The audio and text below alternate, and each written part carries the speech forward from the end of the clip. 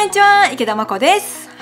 今回は一人暮らし歴約10年が思う独身生活のメリットとデメリットについてお話ししていきたいと思います。年を重ねるにつれて今後の生き方について考える機会も増えていくんじゃないかなと思うんですけど、今回は独身生活をしている一人の意見としてメリットデメリットを3つずつ紹介していくので参考になればと思います。あとは今回一人暮らしに限らずお子さんがいる方にもおすすめの防犯対策として、こちら最近発売されたアカラのカメラハブ G410 というスマートドアベルも紹介します。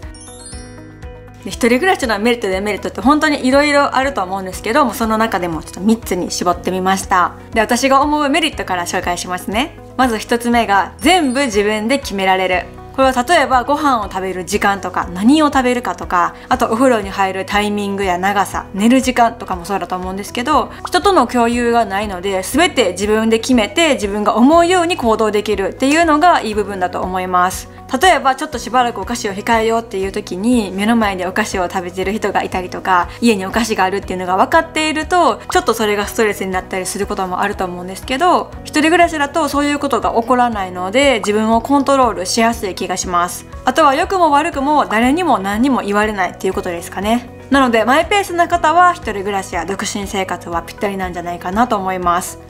2つ目は一人の時間を作りやすいです。これは自分以外のことでの想定外が起こりにくいので、例えば自分が集中したいタイミングで集中できたり、やりたいと思った時にすぐ行動に移せたり、優先しやすいっていうところがメリットかなと思います。もちろんカフェに行ったりワークスペースを借りたり一人時間の作り方もいろんな方法があるとは思うんですけど、一人暮らしの場合だと、それが家にあるっていう状態だと思います。なので外で人と共有する時間っていうのと自分時間っていうのをしっかりメリハリを作りやすいのがいいなと思っています。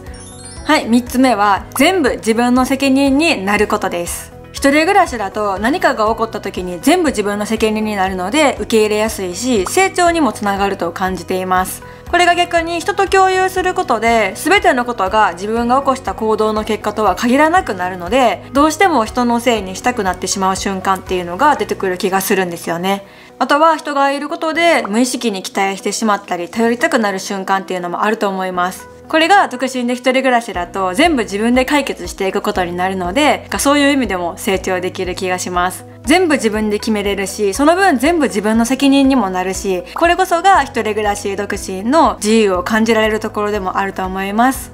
ちなみに一人暮らしや独身生活の方はどういう部分がメリットだと感じますか？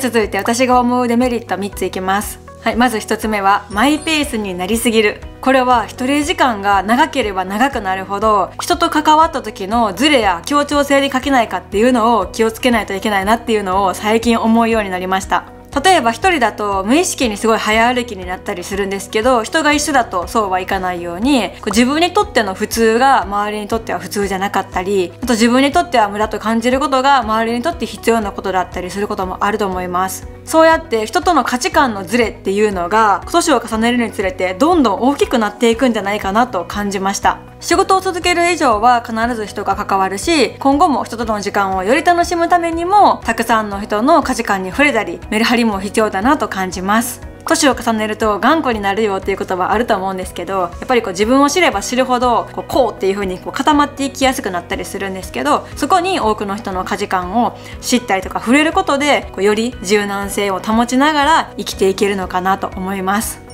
2つ目は体調を崩した時です。これはもう自分が突然倒れて動けなくなった時にすぐに電話したりとか病院に行ったりっていうのが難しくなることもあるっていうのがデメリットだと感じます。パッて倒れた時に近くにスマホがあったとしても声が思うように出なかったりとか、なかなかもう文字を打てなかったりっていうこともあるので、一人暮らしだと何か起こった時に気づく人が他にいないっていうのがデメリットだと思います。これはもし皆さんの対策方法とかあればぜひコメントで教えてもらえたら嬉しいです。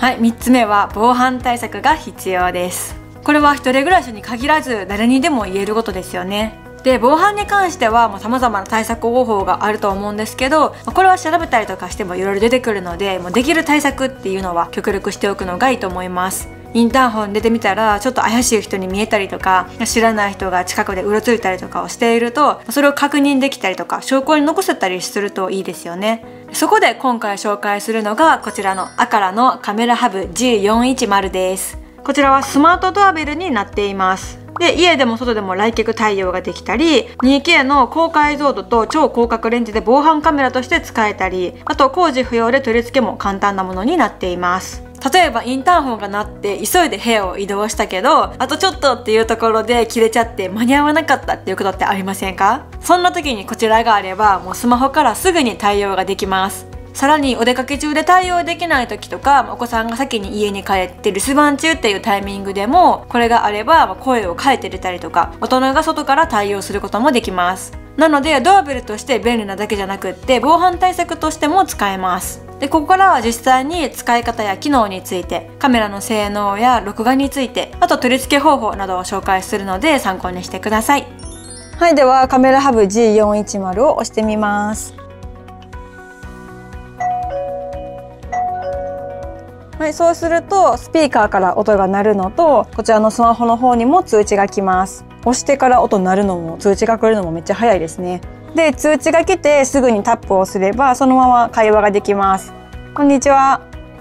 これだったら配達員さんが来た時とかもすぐに対応ができます。なので自宅で忙しくて手が離せない時とか、お部屋を急いで移動しなくてもすぐに対応ができたりとか、外出先でもスマートフォンやスマートディスプレイから対応ができます。はい、あとは声を変えることができるので、一人暮らしの方とかお子さんが対応される時も安心です。こちらから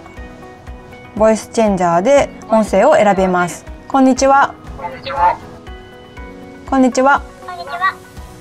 こんにちは。今から行きます。荷物はそこに置いといてください。で、屋内用のチャイムハブは出力音圧95デシベルの音量調整付きスピーカーを搭載されています。で、デフォルトカスタム着信音両方対応で音を聞き逃す心配がないです。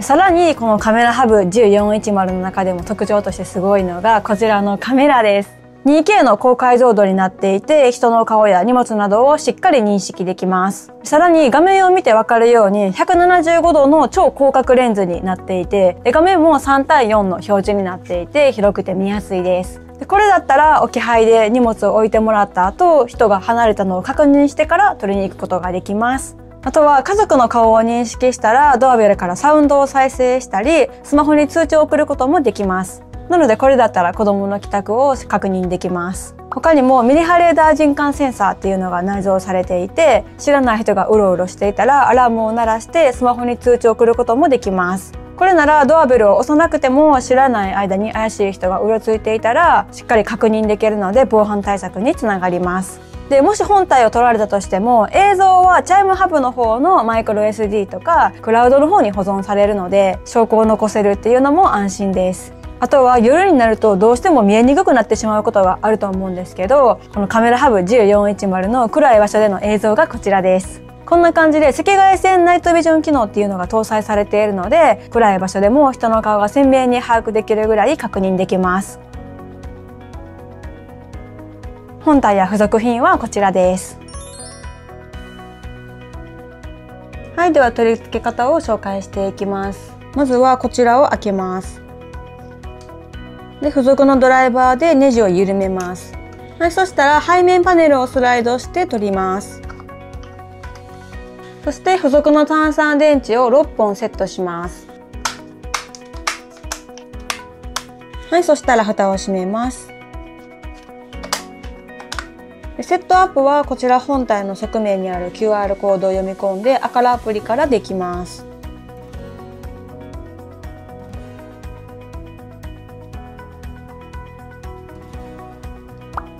はい、こんな感じでしっかりと映像が映りました。めっちゃ広角やし映像が綺麗です。で、取り付けはこの付属の両面テープを剥がして貼るだけです。で、お好みでこの20度のウェッジブラケットも付けられます。はい、では貼ります。